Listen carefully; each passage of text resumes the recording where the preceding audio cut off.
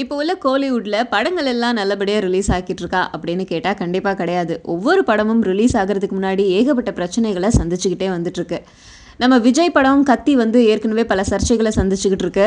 அந்த படத்துக்கு மட்டும் தான் நெறைய பிரச்சனைகள் இருக்கு அப்படின்னு நம்ம நெனச்சா தப்பு. ஏன்னா சூப்பர் ஸ்டார் ரஜினிகாந்த் நடிச்சிட்டு இருக்க லிங்கா படத்துக்கும் அடுத்தடுத்து ஏகப்பட்ட எதிர்ப்புகள் கிளம்பிக்கிட்டே இருக்கு.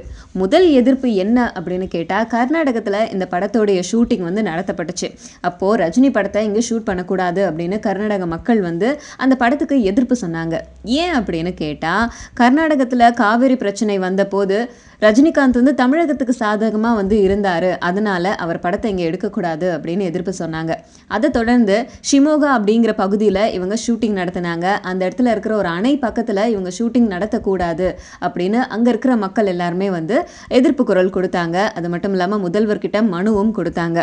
இதுதான் பிரச்சனையா இருக்கு அப்படின்னு பார்த்தா இன்னொரு பக்கம் ஹைதராபாத் பக்கத்துல ஒரு சின்ன கிராமத்துல வந்து ஒரு செட்டு போட்டு ஒரு ஷூட் பண்ணியிருக்காங்க. அந்த செட்டு போடுறதுக்கு யூஸ் பண்ண ரசாயன பொருள் எல்லாமே பக்கத்துல இருந்த நீர்நிலை எல்லாத்துலயுமே கலந்துருச்சு அப்படிங்கறதால அங்க இருக்கிற மக்கள் பாதிக்கப்படுறாங்கன்னு சொல்லிட்டு அங்க இருக்கிற சமூக ஆர்வலர்கள் எல்லாருமே அந்த படத்துக்கு எதிர்ப்பு சொன்னாங்க.